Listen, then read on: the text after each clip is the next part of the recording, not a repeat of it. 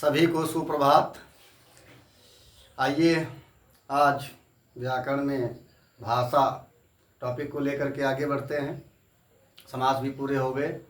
रस, छंद, अलंकार, संधि, समास के टॉपिक पूरे करके आपको कक्षाएं उपलब्ध करा दी गई हैं। निरंतर बने रहिए चैनल पर। चैनल को अधिक से अधिक सब्सक्राइब करिए, वीडियो को लाइक करिए, शेयर करिए और अच्छा लगे तो कमेंट अवश्य कर दीजिए।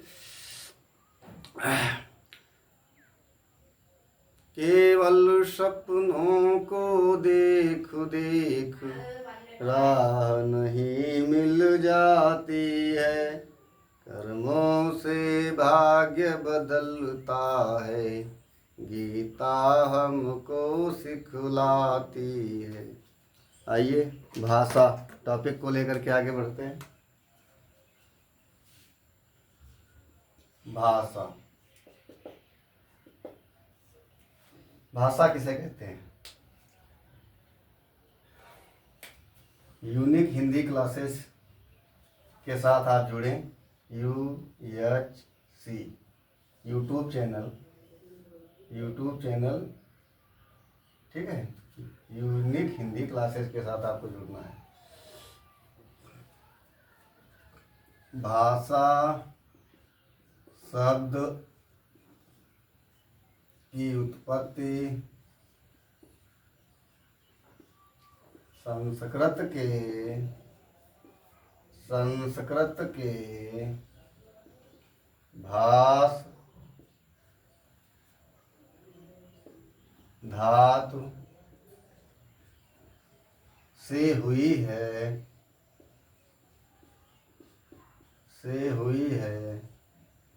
जिसका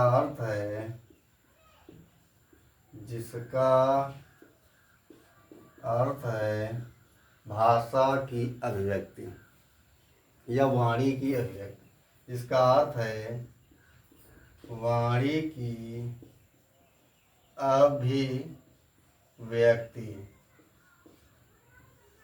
अर्थात हम अपनी वाणी से अपने विचारों को दूसरे तक पहुंचाते हैं और व्याकरण सम्मत हो वह भाषा है। ठीक है। भाषा के रूप, अब बात करेंगे भाषा के रूप। भाषा के रूप कौन कौन से हैं? भाषा के रूप हैं 3। भाषा के 3 रूप हैं। कौन कौन है? एक तो बोलियां, दूसरे है परिनिष्ठित भाषा,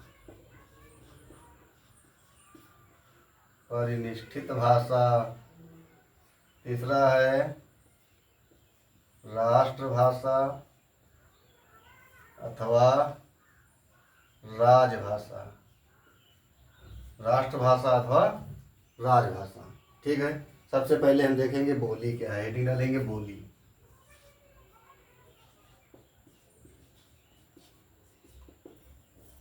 यह कक्षा सभी स्टूडेंट्स के लिए लाभदायक है, क्योंकि जिनसे पूछा जाएगा भाषा किसे कहते हैं, वह बताएंगे भाषा शब्द की उत्पत्ति संस्कृत के भाष धातु से हुई है, जिसका अर्थ है वाणी की अभिव्यक्ति। फिर पूछा जाएगा भाषा के कितने रूप हैं। प्रश्न बनेगा भाषा के कितने रूप हैं, उत्तर लिखेंगे भाषा के 3 रूप हैं, बोलियां, परिनिष्ठित भाषा और राष्ट्रभाषा या राजभाषा। अब बोली के अंतर्गत प्रश्न बन सकता है बोली किसे कहते हैं, तब आपको भाषा के जिन रूपों का प्रयोग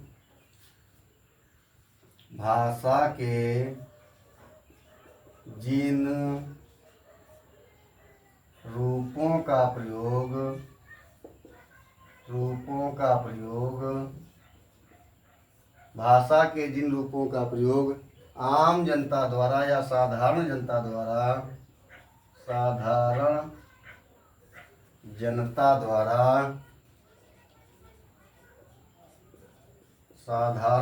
द्वारा अपने घरों या समूह में किया जाता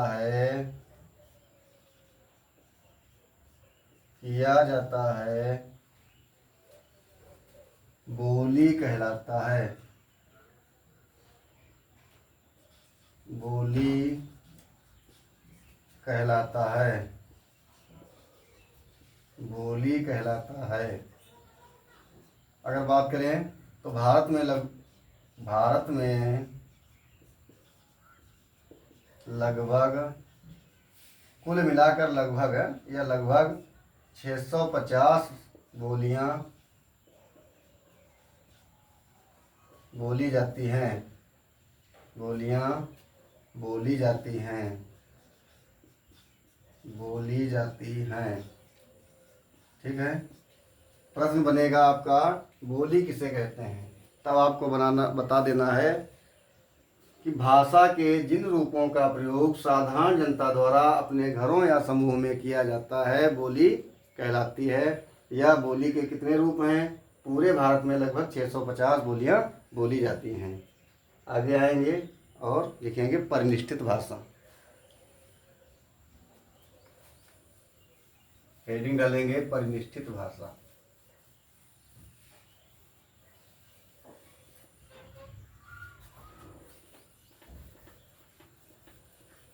परिनिष्ठित भाषा हेडिंग डालिए परिनिष्ठित भाषा।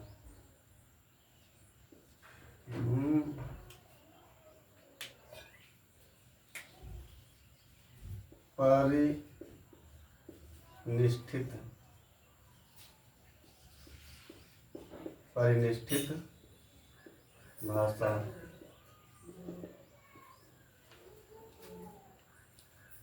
परिनिष्ठित भाषा के अंतर्गत लिखेंगे जब किसी बोली को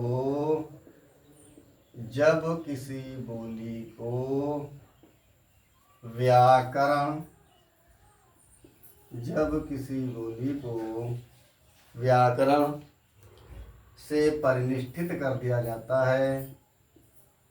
व्याकरण से परिनिष्ठित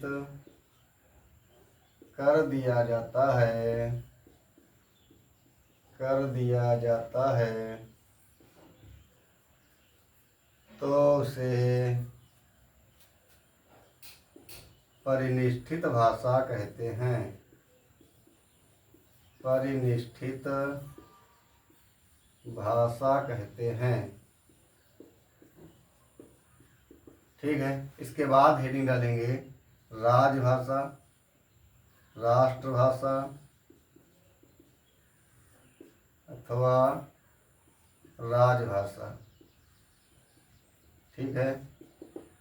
प्रश्न बनेगा आपसे, परिनिष्ठित भाषा किसे कहते हैं? जब किसी बोली को व्याकरण से परिनिष्ठित कर दिया जाता है तब उसे परिनिष्ठित भाषा कहते हैं। या परिनिष्ठित भाषा, तब वह परिनिष्ठित भाषा बन जाती है। भाषा बन जाती है, लिख देंगे परिनिष्ठित भाषा बन जाती है, तब वह परिनिष्ठित भाषा बन जाती है। तो वह लिखेंगे, तो वह सेंटेंस बना लेंगे, तो वह परिनिष्ठित भाषा बन जाती है। राजभाषा या राष्ट्रभाषा की बात करेंगे जब किसी देश की परिनिष्ठित भाषा जब किसी देश की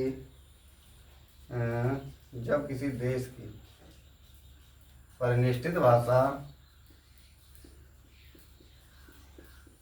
जब किसी देश की परिनिष्ठित भाषा बहुसंख्यक जनता द्वारा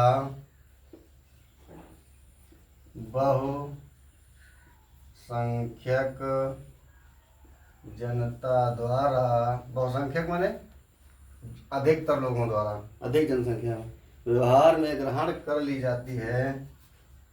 व्यवहार में ग्रहण कर ली जाती है तब आगे चलकर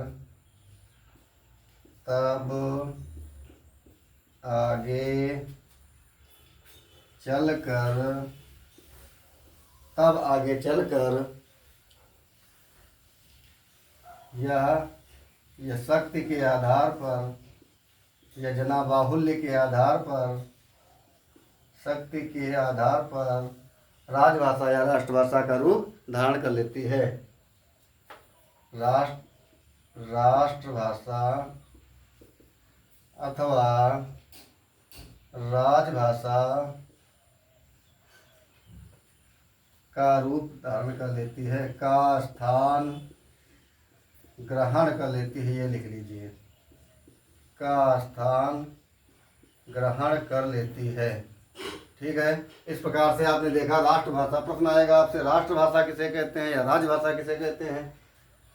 जब किसी देश की प्रतिष्ठित भाषा बहुसंख्यक जनता द्वारा व्यवहार में ग्रहण कर ली जाती है, तब आगे चलकर शक्ति के आधार पर या जना बाहुल्य के आधार पर राष्ट्रभाषा या राजभाषा का स्थान ग्रहण कर लेती है। इस प्रकार से अब हम देखेंगे भारत की राष्ट्रभाषा या राजभाषा। आगे इसको हम इरेज करते हैं, आगे बढ़ते हैं। आपने स्क्रीनशॉट ले लिया होगा।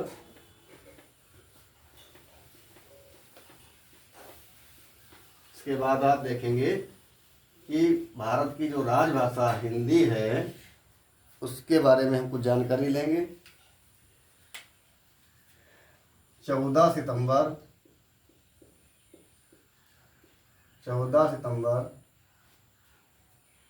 1949 ईस्वी को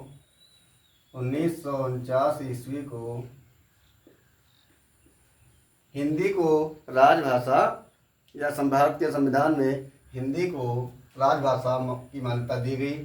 14 सितंबर 1949 ईस्वी को भारत के संविधान में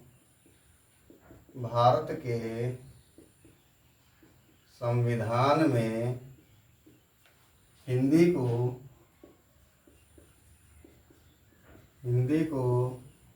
राजभाषा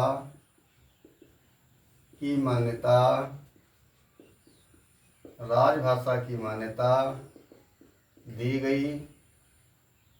ठीक, मान्यता दी गई।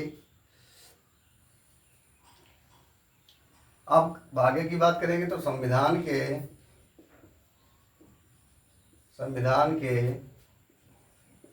भाग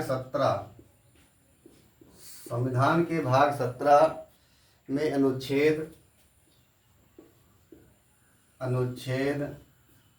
343 से 351 तक, अनुच्छेद 343 से 351 तक राजभाषा का प्रावधान है। राजभाषा का प्रावधान है। ठीक है, राजभाषा का प्रावधान है। संविधान की 8वीं अनुसूची में संविधान की 8वीं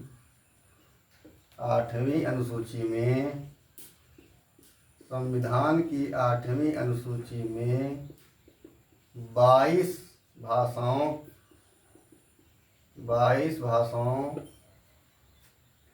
को मान्यता प्राप्त है। 22 भाषाओं की मान्यता है या 22 भाषाओं को मान्यता प्राप्त है, ऐसे लिख सकते हैं। मान्यता 22 भाषाओं को मान्यता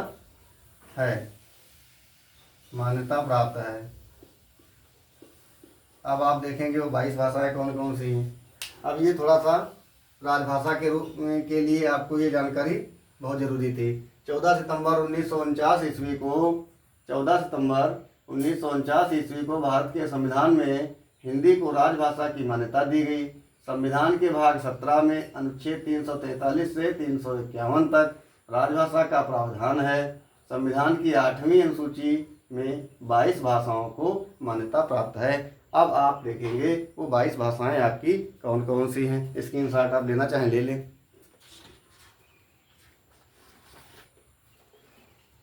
ठीक, इसके बाद इसको इरेज करके हम आगे बढ़ते हैं। आपको बता रहे हैं 22 भाषाएं कौन कौन सी हैं, ये भी बता दें, या जानकारी भी आपको होनी चाहिए।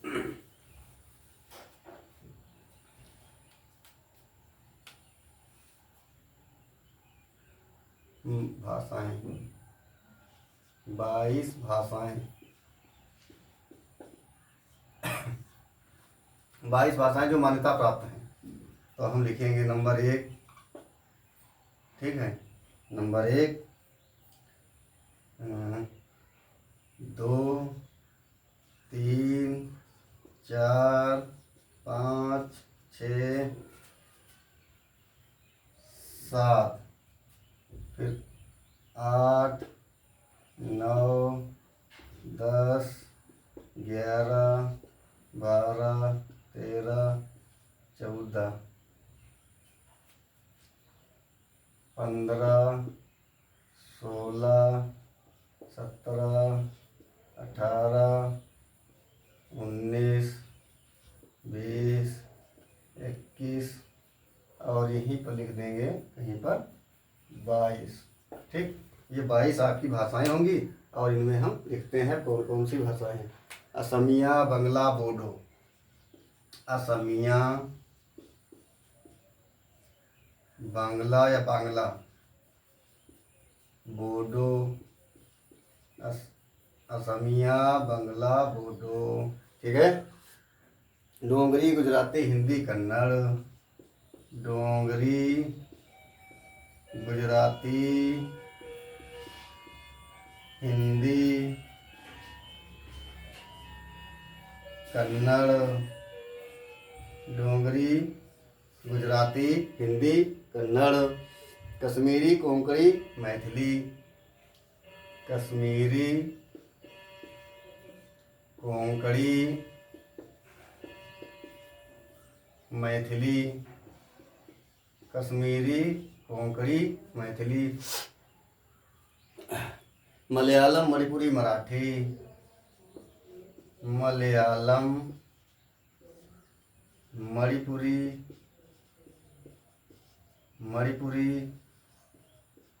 मराठी। मलयालम, मणिपुरी, मराठी सॉरी। नेपाली, उड़िया, पंजाबी। नेपाली, उड़िया, पंजाबी। नेपाली, उड़िया, पंजाबी। संस्कृत, संथाली, सिंधी। संस्कृत, संथाली, सिंधी।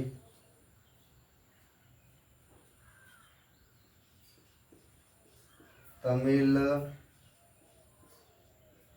तेलुगु। तमिल, तेलुगु और लास्ट में आएगी उर्दू। इस प्रकार से आपने देखा 22 भाषाएं हैं जो जिन्हें क्या है संविधान में मान्यता प्राप्त है। संविधान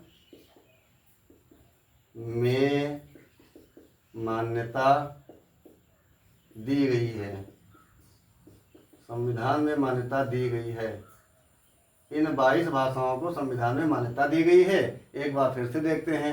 असमिया, बंगला, बोडो, डोंगरी, गुजराती, हिंदी, कन्नड़, कश्मीरी, कोंकणी, मैथिली, मलयालम, मणिपुरी, मराठी, नेपाली, उड़िया, पंजाबी, संस्कृत, संथाली, सिंधी, तमिल, तेलुगु, उर्दू। ये आपको 22 भाषाएं मिली जो संविधान में मान्यता प्राप्त हैं। निरंतर अध्ययन करने के लिए आप यूनिक हिंदी क्लासेस चैनल को अधिक से अधिक सब्सक्राइब करें, लोगों को बताएं, जागरूक करें, ताकि अन्य लोगों को भी लाभ प्राप्त हो सके। अधिक से अधिक लोगों को जोड़ें और निरंतर अध्ययन करने के लिए निरंतर प्रयास हमारा यही रहता है कि आपको प्रतिदिन कक्षाएं उपलब्ध कराई जाएं। इसलिए आप हमारे चैनल को सब्सक्राइब अवश्य करें, वीडियो को लाइक शेयर अवश्य करें, ठीक है। अगर अच्छा लगे तो कमेंट अवश्य करें। जय हिंद, जय भारत।